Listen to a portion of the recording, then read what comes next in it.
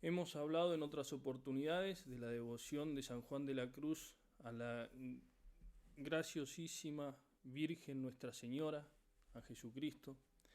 Y para completar la Sagrada Familia, queríamos al final de este año josefino hablar de la relación del Santo de Fontiveros al Patriarca San José. Para recordar el amor a la Virgen de San Juan de la Cruz, basta ver cómo fue el final de su vida, los rasgos marianos de su muerte, que nos los cuenta en la biografía que hace de él el padre Alonso de la Madre de Dios, citando a dos testigos que estuvieron en la noche de la muerte del santo, que son el fray Bartolomé de San Basilio y Francisco García. Ellos cuentan lo siguiente: 8 días antes de su muerte supo el día y hora de su tránsito, y de lo que se le vio y oyó, se coligió había sido avisado de ello por la Madre de Dios, porque vuelto a ella dijo: Bendita seáis vos, Señora, que en vuestro día sábado queréis que parta de esta vida. Y asimismo se entendió que el tal aviso había sido sábado, vísperas de la Inmaculada Concepción, 7 de diciembre, porque desde este día fue preguntando todos los días: ¿qué día es hoy? En esos días es que pide, pensando en la gracia sabatina de su escapulario, le pide al superior que le dé el hábito de la Virgen para ser enterrado. Y en la noche del día 13, oyendo una campana, preguntó: ¿a qué tañen? Respondiéndole que las monjas de la Madre de Dios tocaban la campana a maitines, él dijo: y yo también, por la bondad del Señor, los tengo que decir con la Virgen, Nuestra Señora, al cielo. Y luego, enternecido con esta dulce memoria de la Sacratísima Virgen, hablaba con ella y le dijo: gracias os doy infinitas, Reina y Señora mía, porque por este favor que me hacéis en querer que salga de esta vida en vuestro día sábado.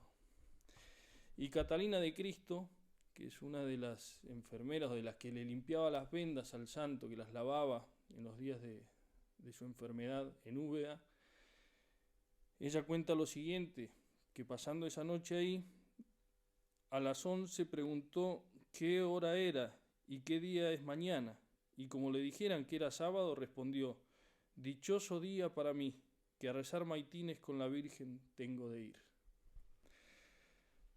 Su devoción al niño Jesús es también conocida, le compuso versos, muy devoto en las Navidades, llegó hasta bailar delante del Niño Dios en Granada. En los romances lo describe como el anunciado, esperado, suspirado y nacido en la plenitud de los tiempos, ante quien la Madre de Dios estaba en pasmo. Los hombres decían cantares y los ángeles melodías. Lo defiende también del desamor y de la incomprensión de sus amigos, cuando en la subida dice: veo es muy poco conocido Cristo de los que se tienen por sus amigos, pues los vemos andar buscando en él gustos y consolaciones, amándose mucho así, mas no sus amarguras y muertes, amándole mucho a él. El que motiva todas las renuncias es el mismo niño Dios, el mismo Jesucristo. Cualquiera gusto que se le ofreciera a los sentidos, como no sea puramente para honra y gloria de Dios, renúncielo y quédese vacío de él por amor a Jesucristo, el cual en esta vida no tuvo otro gusto ni le quiso que hacer la voluntad de su Padre, lo cual llamaba a él su comida y manjar. Como para concluir esta devoción a Cristo, tenemos esas palabras del cántico: por más misterios y maravillas que han descubierto los santos doctores y entendido las santas almas en este estado de vida, les quedó todo lo más por decir y aún por entender. Y así hay mucho que ahondar en Cristo. Vemos entonces que fue gran devoto de la Virgen, de Jesucristo, y ahora nos preguntamos por San José. Conociendo algo al menos de Santa Teresa y del Carmelo reformado, nos llama la atención que no aparece en los escritos de nuestro querido San Juan de la Cruz, el Santo Patriarca. Pero realmente no debe extrañarnos, pues el santo de Fontivero siempre callaba en todo lo personal. Nos llega por testigo, por ejemplo, que tenía particular devoción a San Miguel Arcángel, a San Martín de Tours, que llamaba mi Señor, a la Santísima Trinidad. Pero en la única ocasión que lo nombra a San José es en una carta que escribe a un aspirante a Carmelita Descalza en febrero de 1589. El cartero está esperando ahí la respuesta para llevarla, entonces le da 3 consejos bien rápido y termina así: de su negocio yo no me olvido, mas ahora no se puede más, que harta voluntad tengo. Encomiéndelo mucho a Dios y tome por abogada a Nuestra Señora y a San José para ello. Se lo pone a San José como abogado de la vocación de esta aspirante. Podemos mencionar, si bien no es en sus escritos, pero en los documentos que hace siendo vicario provincial en Andalucía, usaba un sello que tenía el escudo de la orden y arriba rezaba San Joseph. Los biógrafos hacen aparecer a San José ya en los primeros años de su vida, ese famoso milagro que sucede en la laguna de Fontiveros. Juan de la Cruz es niño, está jugando a tirar varillas a una laguna y se cae, y entonces se aparece la Virgen que lo quiere salvar, y él, por no ensuciar con sus lodos la pureza de estas manos de la Virgen, no se quiere asir de ella, y entonces aparece un hombre que, tirándole una hijada, lo saca fuera del agua.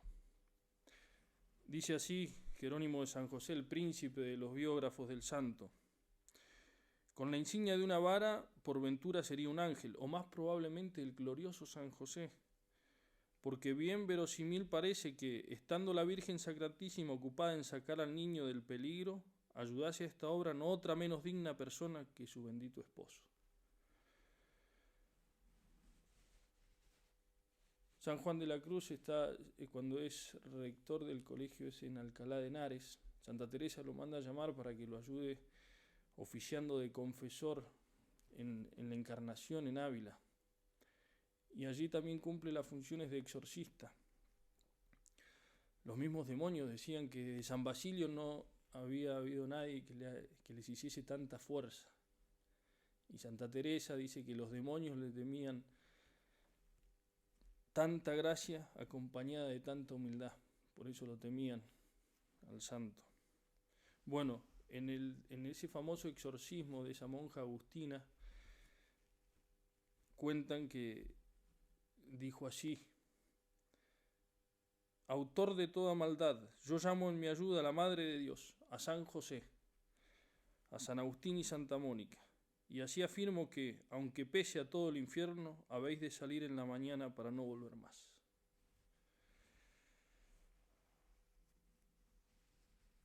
Luego de la cárcel de Toledo,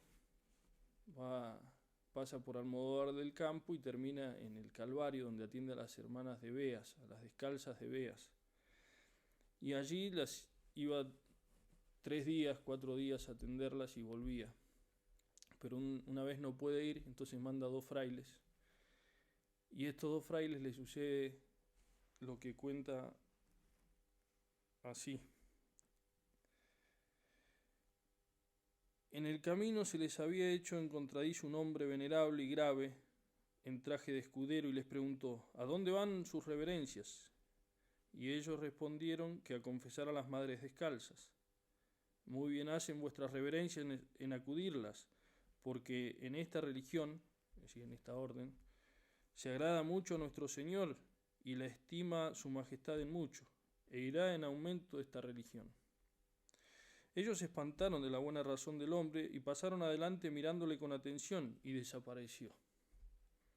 Y llegados de vuelta, después de haber confesado a las religiosas, se lo encontraron a este padre Fray Juan de la Cruz, que actualmente era el prior, y él les respondió: callen, que no le conocieron, sepan que era San José. Habíanse de arrodillar al santo. Y añadía el padre Fray Juan Evangelista que después que el santo padre Fray Juan de la Cruz se lo había dicho, lo creía y tenía por cierto que había sido San José. El que cuenta más detalles de esta misma anécdota es Alonso de la Madre de Dios. Él trabajó en los procesos de beatificación, entonces consiguió más testimonios y añade estos detalles significativos. El hombre sin contradizo era de edad y persona y hábito venerable, y preguntó a los frailes: díganme por qué en su reforma todos los conventos tienen el título de San José. Ellos dijeron: nuestra Santa Madre fue muy devota de este santo y dejónos esta devoción a sus hijos. Él añadió: bien lo sé. Sírvanle, que yo les aseguro que cuanto le pidieren les conceda, y mírenme al rostro. Y como se despidió y pasó de ellos, volvieron luego a mirarle, y había desaparecido, sin haber visto por dónde ni tiempo para ocultárseles. Quedaron de estos suspensos, y así vueltos al monasterio contaron lo dicho al siervo del Señor, el cual, después de haberles oído atentos, díjoles: oh bobos, que no le conocieron, sepan que era el Señor San José. Hubiéranse de haber arrodillado. Por mi causa les ha sucedido esto, y es que gusta de que yo le ame y sirva más de lo que le amo y sirvo. Más decisivo parece haber sido la presencia del santo en Baeza y su devoción josefina. Lo cuenta el cocinero de ese colegio, Juan de Santa Eufemia, que para la Navidad el santo le gustaba hacer que dos frailes se representasen a Nuestra Señora y a San José y que pidieran posada. Y dice: sacaba el dicho santo padre pensamientos divinos que le hacían de grande consuelo a los religiosos, y de esta manera celebraban las fiestas. Y otro testigo cuenta: mas sobre el pedir de San José posada, decía nuestro Padre pensamientos del cielo. Para terminar estos datos sobre la devoción al custodio de Jesús, tenemos el descubrimiento que hace Fray Gabriel Beltrán en 1992. Él dice así: gracias a dos documentos podemos conocer cómo San Juan de la Cruz, siguiendo las actitudes de Santa Teresa, dio la mejor muestra de su devoción josefina con un gesto lleno de significado, dedicando a San José el único convento del que él fue propiamente fundador, el mencionado colegio de Baeza, donde llegó tras alguna parada intermedia después de haberse fugado de la cárcel toledana. Estos dos documentos que recuerdan cómo San Juan de la Cruz, el único convento que propiamente fundó, el de Baeza, le puso por patrono a San José.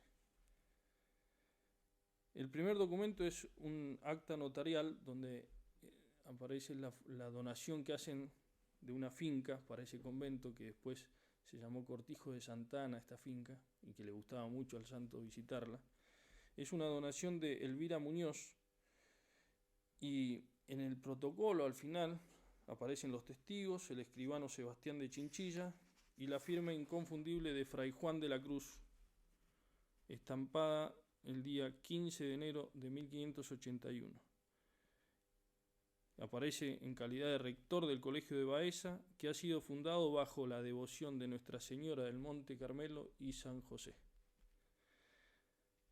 Está ese acta notarial.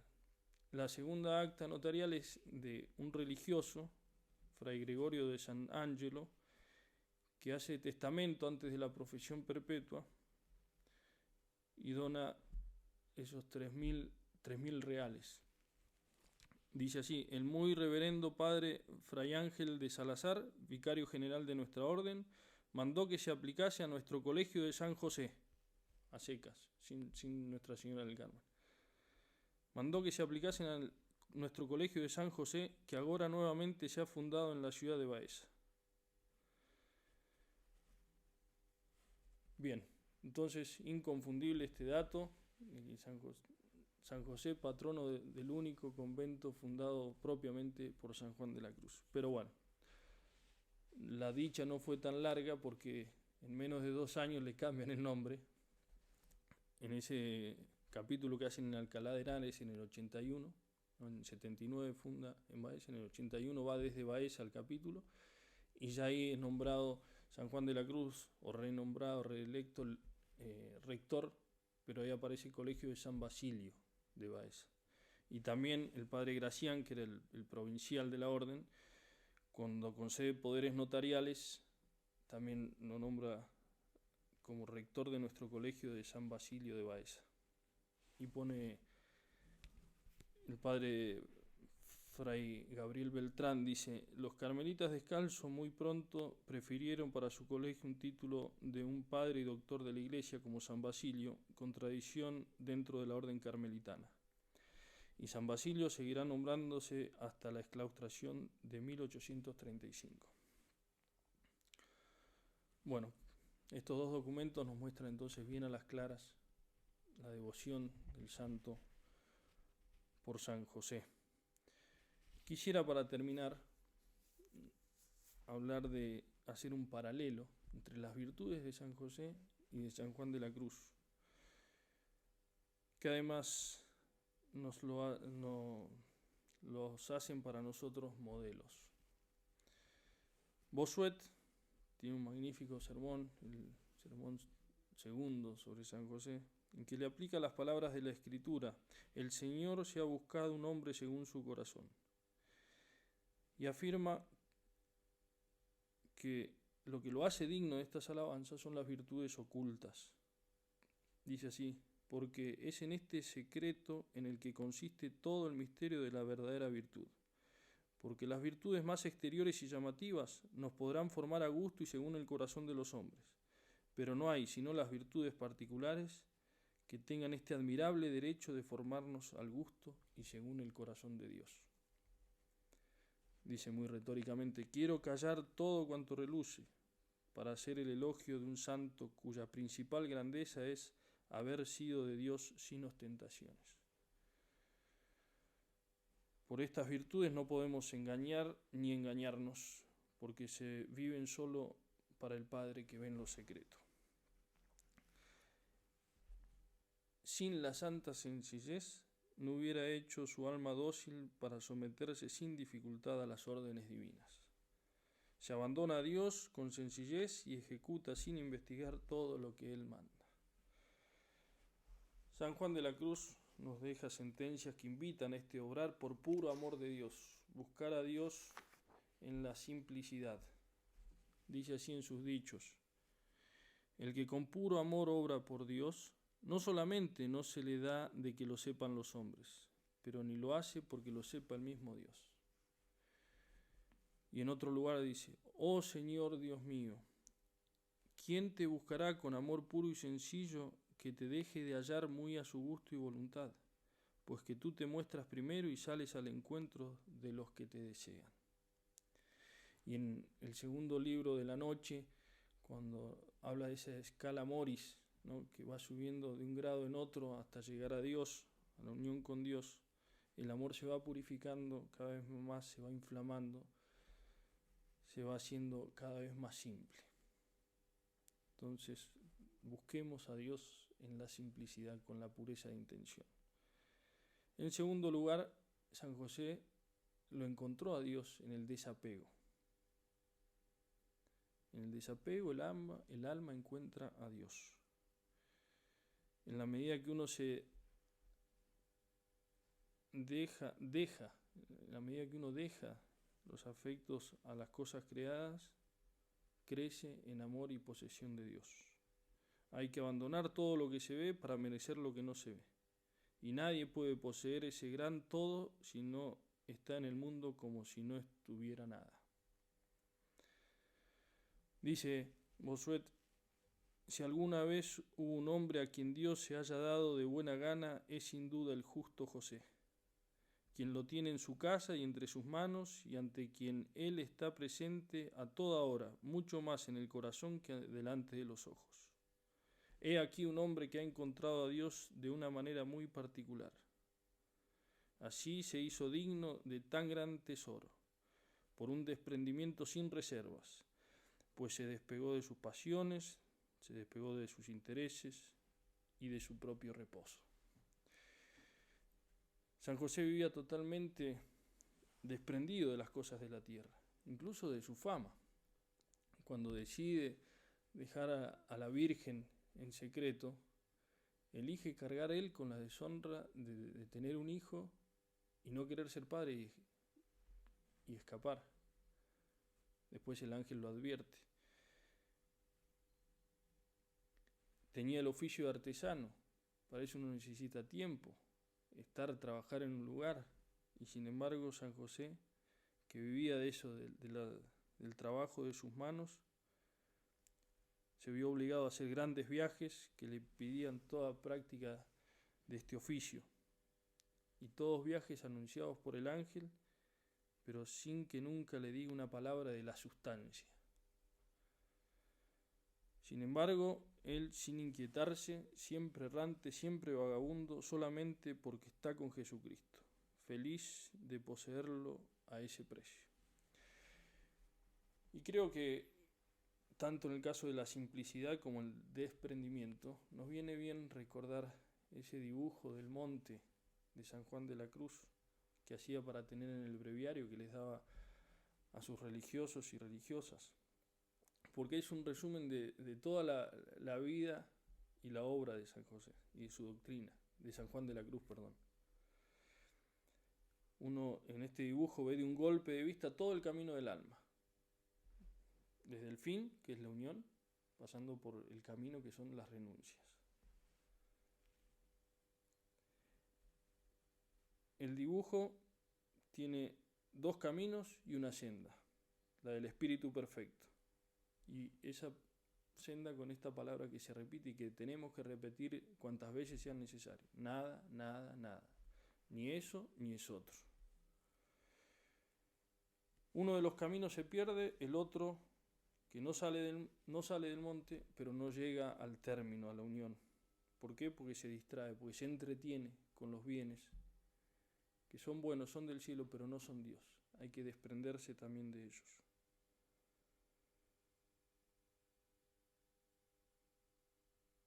Hay que buscar a Dios y dejar incluso esas cosas, ni es otro.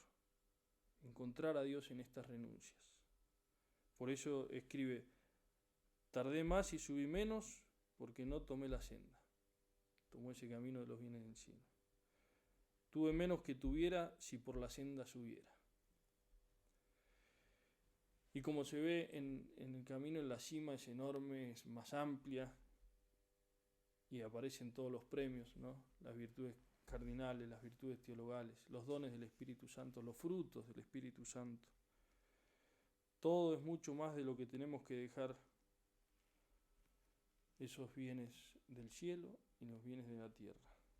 En Dios se recuperan todos los bienes y sin límites. Tener a Dios, que es todo. Tener el alma reposando en Dios por haber renunciado a todo. Encontrar a Dios en el desprendimiento. Por eso escribe el santo en una carta, y para tener a Dios en todo, conviene no tener en todo nada. Porque el corazón que es de uno, ¿cómo puede ser de otro? Si es mío, ¿cómo se lo doy a Dios? Encontrar a Dios en las renuncias. Y por último, San José gozó de Dios en la vida oculta, sin tener otro espectador más que Dios. Dice Bossuet, pero aquí la naturaleza protesta y no puede soportar esta oscuridad. Y la razón es que la naturaleza le repugna a la muerte. Vivir oculto y desconocido es como estar muerto en el espíritu de los hombres. Así estaba muerto el justo José, enterrado con Jesucristo y la Divina María. No se fastidiaba de esta muerte que lo hacía vivir con el Salvador. Y notemos que San José tiene en su casa con qué atraer los ojos de toda la tierra, de todo el mundo. Todo el mundo no conoce que tiene a Dios hombre. Sin embargo, él lo tiene y no dice una palabra. Es testigo de tan gran misterio y lo disfruta en secreto, sin divulgarlo. Dicen los evangelistas, estaban admirados ¿no? Asombrados, parecía que no sabían nada. Y después de 30 años se pregunta, ¿pero no es este el hijo del carpintero? No se habían enterado de este misterio tantos años gozado por San José. San José y la Virgen sabían que para gozar verdaderamente de Dios era necesario hacerse una soledad, que era necesario retirarse con Dios y contentarse con su vista. Y si bien son necesarias todas las virtudes, debemos poner siempre algo en nuestro interior que el mundo no conozca, hacernos un tesoro oculto, que lo reservemos solo para los ojos de Dios. Hablando de esta vida oculta, San Juan de la Cruz cuando enferma, ya es el último tiempo, le dicen que vaya a curarse o a Baeza, que tenía una buena enfermería, o si no a Úbeda. Había otro enfermo con él y él dice, en Baeza yo fui rector, era un conocido confesor, entonces prefería la vida oculta. Y entonces lo deja al otro ir a Baeza y él se va para Úbeda, donde termina muriendo. En una carta ahí del último tiempo de su vida en la Peñuela, decía, hablando de esta soledad, dice que la anchura del desierto ayuda mucho al alma y al cuerpo. Y más adelante, el alma también debe querer el Señor que el alma también tenga su desierto espiritual. Y terminaba, bien me hallo sin saber nada, y el ejercicio del desierto es admirable. Por tanto, debemos dar primado a la vida interior. San Juan Pablo II, en la exhortación Redemptoris Custos, tiene un punto justamente que habla de esto, del primado de la vida interior de San José, y lo relaciona con el trabajo del carpintero, que se lo imagina en silencio, y dice, es un silencio que descubre de modo especial el perfil interior de la figura de San José. Los evangelios hablan exclusivamente de lo que Jesús hizo, dice el Papa, pero sin embargo permiten descubrir sus acciones ocultas por el silencio en un clima de profunda contemplación. José estaba en contacto cotidiano con el misterio escondido de los siglos, que puso su morada bajo su techo.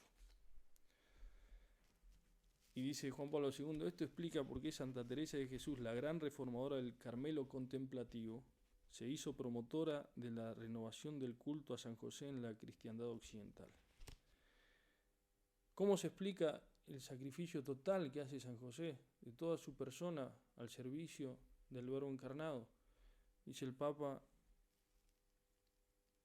que la razón está en su insondable vida interior, de la que le llegan mandatos y consuelos singularísimos, y donde surge para él la lógica y la fuerza propia de las almas sencillas y limpias para las grandes decisiones, como la de poner enseguida a disposición de los designios divinos su libertad, su legítima vocación humana, su fidelidad conyugal, aceptando de la familia su condición propia, su responsabilidad y peso. Aprendamos de esto de San José, de San Juan de la Cruz, esta sumisión a Dios, esta disponibilidad de ánimo para dedicarse a las cosas que se refieren a su servicio. Busquemos a Dios en la simplicidad, con la pureza de intención, que así lo encontraremos en cada renuncia y gozaremos de Dios en una vida oculta, porque Dios está en el centro de nuestra alma. San José y San Juan de la Cruz, rogad por nosotros.